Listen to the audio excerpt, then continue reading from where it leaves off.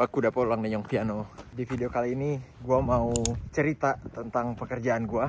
Aduh, ini sumpah malam-malam silau banget gue lihat kamera ini karena harus pakai flashlight biar kelihatan.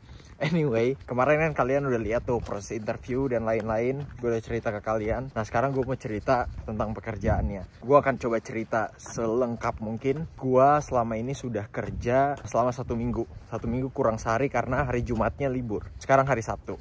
Yang mana Sabtu Minggu ya di sini kebetulan libur gitu. Jadi ngikut kayak kerjaan pada umumnya lah gitu.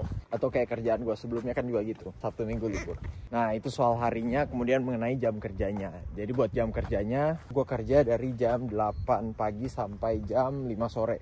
Dan setiap hari selalu seperti itu gitu. Jadi tidak kurang, tidak lebih. Bisa lebih, tapi tidak mungkin kurang. Pekerjaan gue apa? Nah, ini menarik nih. Gue cerita aja di hari pertama ya. Jadi di hari pertama datang lagi ke tempat induction atau pengenalan. Hari pertama adalah hari Senin. Induction waktu itu hari Jumat. Gue datang ke tempat induction dan yang baru-baru di situ dikumpulin, kemudian baru dikasih uniformnya gitu. Gue agak unik di hari pertama ini.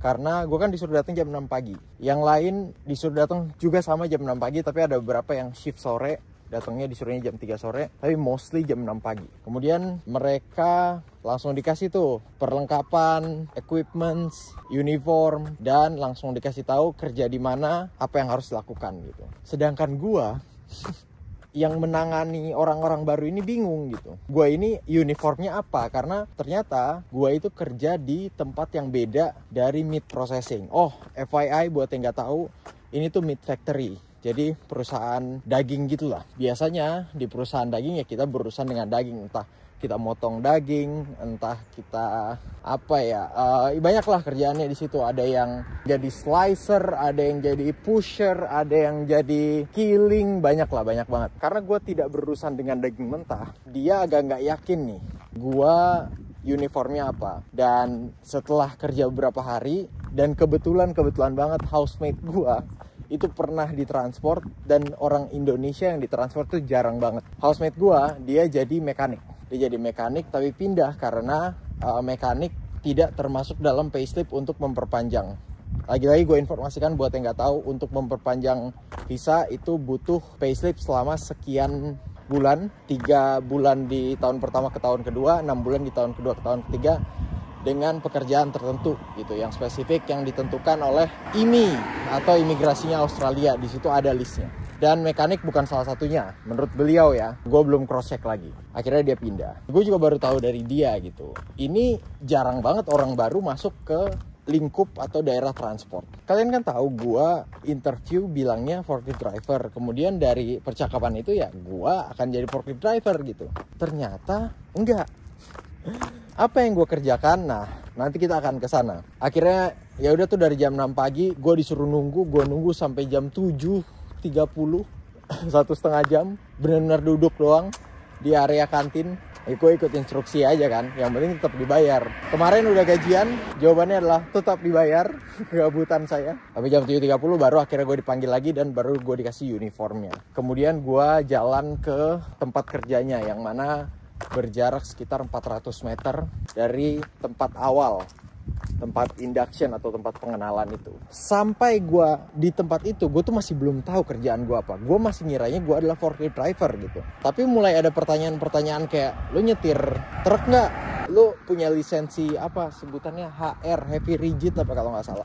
Punya lisensi ini nggak? Gue jawab, gue tidak pernah nyetir truk dan gue tidak punya lisensinya gitu. Terus dia bilang, lu tertarik nggak kalau mau ambil lisensi itu gitu. Gue bilang ya gue tertarik aja gitu. Nah di sini gue mulai mikir nih kayak, waduh, gue kayaknya bukan forklift driver nih. Kalau gue disuruh nyetir truk ya, tapi kayaknya nggak mungkin karena tadi gue nggak punya lisensinya. Dioper lah gue sama kepalanya yang ditransport itu. Dioper, terus ya biasalah ada formalitas. Gue pindah aja ke sebelah sana. Sini udah habis trotoarnya. Nah, kita pindah ke sini. Sebelum lanjut sedikit aja, gue mau kasih tahu gue mau kemana. Jadi gue mau ke Melbourne. Gue mau liburan sama teman-teman gue. Dan jadi di Jakarta gue sempat beli kamera 360 Ace Pro 2. Dan itu akan gue gunakan pas liburan nanti. Jadi kalian akan lihat di video selanjutnya. Mudah-mudahan hasilnya bagus. Dan ini nanti kalau gue balik ke Melbourne, kalau gue ngojol bisa gue pakai juga, jadi gue taruh di badan gitu kayak body cam. Ih, cakep banget. Oke, lanjut. Ya itu formalitas kayak lu gue disuruh baca ya safety-nya seperti apa, cara menggunakan ini itu dan gue baca dengan cepat aja gitu. Terus baru gue di guide gitu, dikasih tahu apa yang harus gue lakukan. Di hari pertama ada 2 hal yang harus gue lakukan. Yang pertama adalah bersihin interior truk, yang kedua bersihin eksterior truk. Jadi bersihin interior truknya pakai lap gitu-gitu, bersihin eksterior truknya pakai dia ada kayak selang yang kalian tahu gak sih yang kayak di tempat cuci mobil atau cuci motor gitu yang tekanannya tuh kenceng gitu biar dirtnya tuh keangkat. Yang menarik adalah soal interior truknya. Kenapa gue bilang menarik? Karena ini tuh gue ngerasanya ini kerjaan yang dibuat-buat karena alatnya buat bersihin tuh nggak proper. Contohnya contoh kecil aja, misalnya mau bersihin window atau kacanya. Kalau mau bersihin window, alatnya harusnya ada kan, alat yang kalian tahu gak sih yang kayak ya kalau di lantai tuh buat bersihin air itu yang di ujungnya hitam tuh, aduh gue lupa tuh namanya apa ya. Harusnya ada kan disediain gitu, karena itu khusus buat kaca. Tapi ini nggak disediain. Dan alat yang gue gunakan tuh sederhana banget, cuma lap, kain dan semprotan. Udah itu doang. Ini di hari pertama. Nanti di hari keduanya gue baru gue coba cari ember, gue masukin air, gue masukin sabun gitu. Sabun aja ada beberapa pilihan dan sebenarnya nggak ada yang benar-benar untuk bersihin interior gitu. Ya itulah asumsi gue, ini kerjaan yang sebenarnya nggak ada tapi diada-adain, atau kerjaan yang eventually mereka rasa kayak wah butuh nih ternyata bersihin interior truk gitu. Hari pertama gue ya udah itu 2 itu aja yang gue lakuin dan banyak gabutnya. Daerah yang banyak anjing. Ini kok nggak ada tulisan awas anjing galak. Buat di hari kedua, ketiga, keempat gue sebenarnya nggak yakin nih. Ini kan hari Senin tadi, Selasa, Rabu, Kamisnya gue nggak yakin gue harus ngapain. Apakah akan ada kerjaan lain atau gue sempat mikir eventually gue bakalan jadi mekanik nih, karena di situ mekanik semua gitu. Ada sih satu yang forklift driver juga sebelumnya, tapi dia lumayan ngerti lah soal mobil. Lah gue nggak ngerti sama sekali.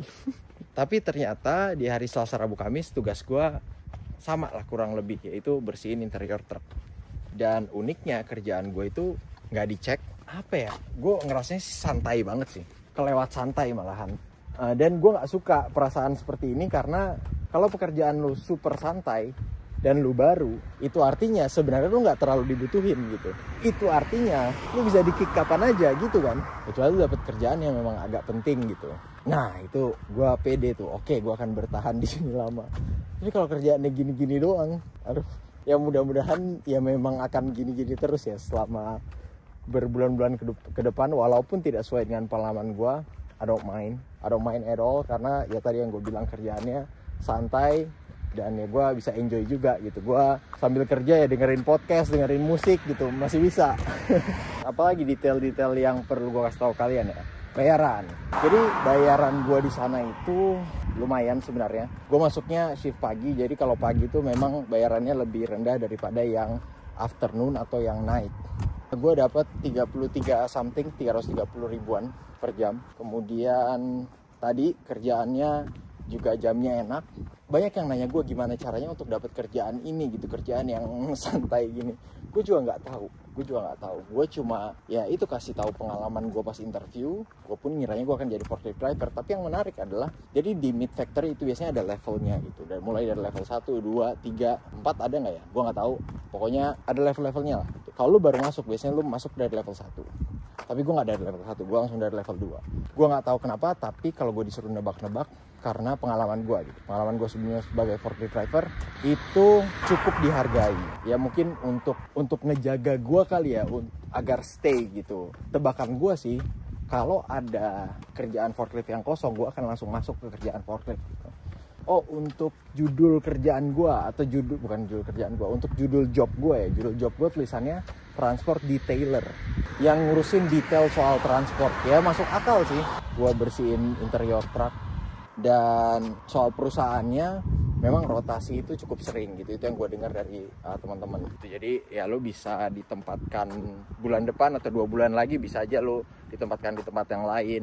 Job desk-nya bisa berbeda, atau ya itu yang gue bilang tadi, bisa jadi gue ditempatin misalnya ngurus yang daging mentah gitu. Kalau sekarang gue nggak bersentuhan sama sekali dengan daging gitu, gue nggak pernah lihat daging di depan muka gue, walaupun gue kerjanya di perusahaan daging.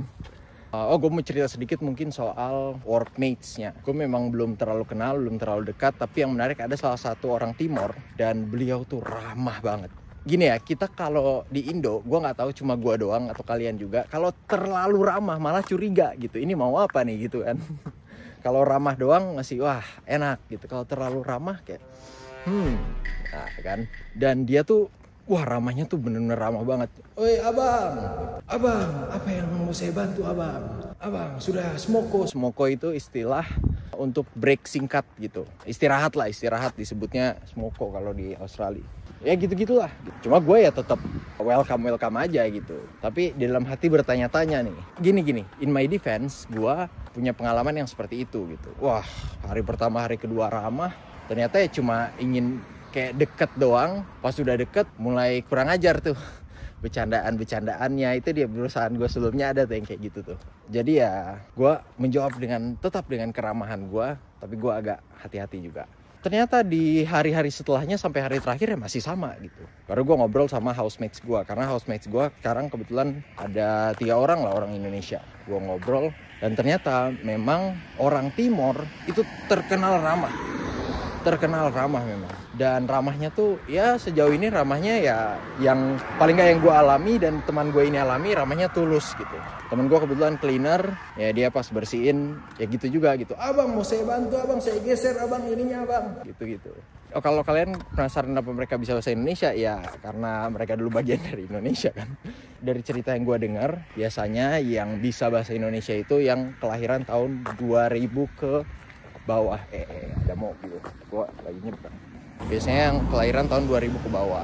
Kalau yang 2000 ke atas, 2001 dan seterusnya, itu biasanya sudah tidak bisa bahasa Indonesia gitu. Kalau kalian mau tanya mereka pakai visa apa, kayaknya mereka ada visa khusus sendiri deh gitu. Bukan WHV yang mereka setahu gue. Dan untuk workmates lainnya, beberapa orang Aussie, beberapa juga orang Filipina. Mungkin ada 4 orang Australia, 2 orang Filipina. Ya sejauh ini sih baik-baik aja. Dan yang tadi gue bilang kan, gue sempat singgung bahwa salah satu housemate gue pernah kerja di bagian transport gitu sebagai mekanik, dan dia lumayan lama di situ, beberapa minggu lah. Terus gue cerita sama dia, dan dari testimoninya dia bilang memang orangnya itu baik-baik sih gitu.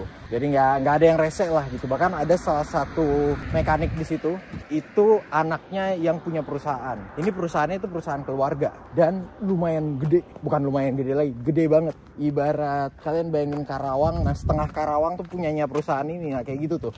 Dan beliau juga wah humble banget, gila sik. Itu kalau dipikir-pikir dia juga kayaknya punya andil gitu untuk menentukan mana gue suka sama yang mana, gue nggak suka sama yang mana gitu, mana yang mau dipecat gitu. Dan beliau kebetulan masih muda banget sih. Bentar ya, itu kereta gue, sumpah. Oh, gue lari dulu, nanti gue akan rekam lagi kalau di sana. Anjir, gue takut ketinggalan. Kalau ketinggalan nunggunya 2 jaman lagi. Bye. Belum berangkat, di jadwal sih masih ada 15 menit lagi. Oke, kita beli tiketnya dulu. Hi, yep. I'm going to Melbourne. So $7.60. Okay. There you go. Thank you. So just back out. Thank you. Dapat. Keretanya masih gangguan. Jadi gue harus naik bus sampai ke area namanya Geelong. Dari Geelong gue baru naik kereta. Yang mana sih yang ini? Sorry, is this one going to Melbourne? Oh iya. Iya aja, awas aja tidak salah ya. Soalnya kayak nggak merhatiin gue gitu sambil benerin dompetnya tadi. Oke, gue duduk aja kali ya, gue duduk dulu kali ya. Baru gue lanjut. Katanya berangkat 10 menit lagi, jadi jangan sampai miss. Iya, tadi humble banget. Beliau masih muda juga sih. Kalau gue disuruh nebak umurnya mungkin 18 tahun kali. Gue cukup amazed, ini sekedar sharing ya. Gue cukup amazed karena anak bos masih kerja yang considered kotor di Indonesia gitu. Ini membuktikan bahwa mereka punya budaya yang bagus. Gue nggak tahu ya cara didiknya seperti apa, tapi yang jelas ini bukan sekedar didikan gue rasa, tapi budaya juga gitu. Kalian bayangin aja, kalian kalau jadi anak bos, mau nggak gitu kerjaan yang kotor-kotoran, kena oli tiap hari? Ya mungkin kalau passion bisa ya, kalau passion gitu. Tapi kayaknya kalau passion nggak jadi kerjaan 9 to 5 gitu. Dia kan kerja ya bener-bener 9 to 5, bahkan kadang-kadang overtime gitu. Dan di hari yang sama, Senin sampai Jumat. By the way, gue agak malu nih rekamnya karena di sini tuh banyak orang Indo. Ini gue juga mau cerita juga nih. Jadi di Warrnambool ini, di area ini tuh banyak orang Indo karena di perusahaan daging ini tuh banyak banget orang Indo yang kerja di sini. Gitu. Kebetulan di tempat gue di transport orang Indonya cuma gue. Lagi-lagi gue nggak tahu kenapa gue selalu kerja di tempat yang nggak ada orang Indonya gitu. Apakah itu sebuah kerugian? Buat gue nggak. Karena ya gue cerita dengan beberapa orang Indo.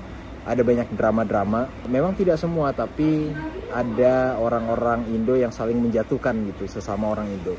Contohnya misalnya di perusahaan dilarang untuk udah masuk tuh, ya udah masuk.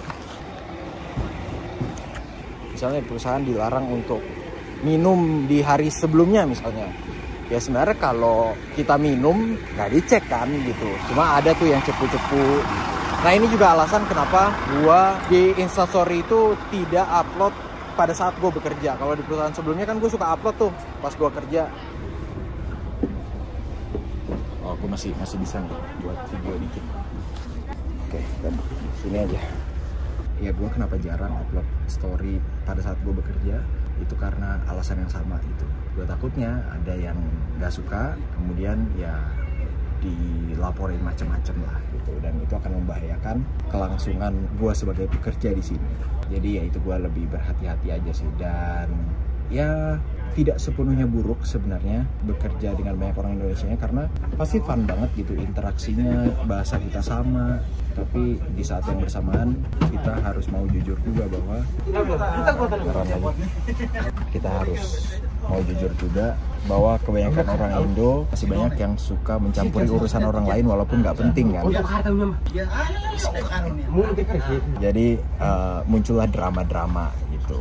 Ya itulah, jadi baik buruknya ini kembalikan ke kalian gitu. Kalau memang suka ngerasani, kalau bahasa Jawanya ya mungkin akan menikmati aja gitu. Tapi gue sendiri gue nggak terlalu suka drama-drama, nggak terlalu suka ngurusin urusan orang.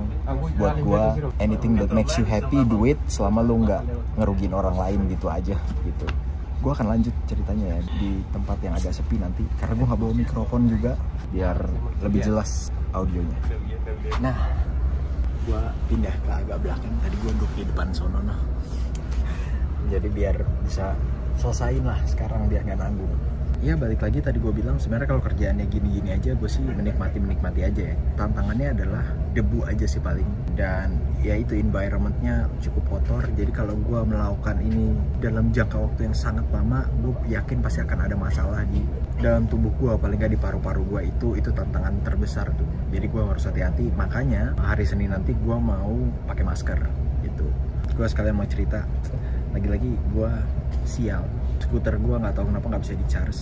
Pulang pergi naik apa? Nah, pulang pergi gue akan naikin skuter. Yoi, gue beli skuter ini nih seharga. Makanya gue ke Melbourne nanti sambil liburan, sambil juga mau cari charger skuter. Gue kenapa ya datang ke Australia sial mulu, yang waktu itu sepeda hilang, sekarang skuter chargernya rusak. Untung nggak hilang sih, cuma tetep aja gitu sial. Jadi gue ke kantor itu jalan kaki, nggak jauh, jadi ya bisa banget gitu untuk jalan kaki. Jaraknya paling 400-an meter gitu. Hal menarik lagi di perusahaan gua itu gua nggak diawasin kerjanya. Gua clock off tuh kayaknya mau absen 15 menit sebelum, 20 menit sebelum waktunya pulang juga nggak apa-apa nih. Cuma ya gua anak baru nggak enak kan, karena gua lihat yang lain kayak gitu. Yang nggak masalah. Jadi nanti aja deh gua jam 5 teng aja gitu. Tenggo, tepat waktu aja gua gitu. Ini adalah bukti bahwa kerjaan di tempat ini sesantai itu. Jadi 2 hari lalu gue harus medical yang kedua. Jadi ternyata yang medical pertama, gue sempat share di Instagram, medical pertama itu pemeriksaan darah, yang kedua disuntik vaksin. Jadi ini masih agak berasa nih kalau ditekan-tekan gini. Nah yang disuntik vaksin ini itu jadwalnya tuh bentrok sama jam kerja gue gitu. Gue kerja sampai jam 5, disuntik vaksinnya jam 4. Terus gue ngomong lah ke manajernya gitu. Terus kata dia, oh ya udah kalau emang udah waktunya lu mau cabut suntik vaksin, udah pergi aja gitu. Gue langsung bilang, oke, nanti habis suntik vaksin kalau udah selesai gue langsung balik lagi gitu. Terus dia bilang, enggak, lo gak usah balik lagi gitu. Anjir, santai banget. Dan jamnya tidak berkurang. Udah sih, kayaknya itu aja. Itu gambaran kira-kira apa yang gue lakukan di pekerjaan yang baru, detail-detail pekerjaan baru ya seperti itu. Ya udah, saya mau menikmati perjalanan dulu. Jarak ke Melbourne itu sekitar 3 jam. Ya, itu dia pekerjaan gue yang baru. Nanti gue akan update kalau ada sesuatu yang berubah. Kalau ada pertanyaan di komen aja. Nah, gue karena mau mulai aktif lagi, mulai sering lagi di YouTube, balas komen kalian sebisa gue. Gitu, nanti akan gue jawab di situ. Oke? See you in the next video. Bye.